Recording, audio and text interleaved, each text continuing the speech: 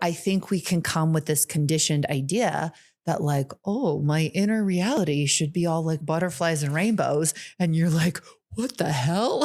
It's like Exactly. there's demons in there and like angry parts and like things I never imagined and like dragons and golems and like, yes, also like precious rings beyond anything you could ever imagine, like superpowers, gifts, like mystical abilities, like beauty beyond beauty. And I think one of the great cosmic jokes, if you want to think about it that way, is like ultimately you realize that like instead of original sin, it's original beauty, that you're more beautiful than you ever could have imagined in your truth and in your entirety. But the way that you make yourself, like the way that you get to that realization is through all these challenges and all these it's almost like levels of knowing yourself, and each one presents this opportunity to discover what you're made of, who you are, how much you can love, like what's available to you in every moment.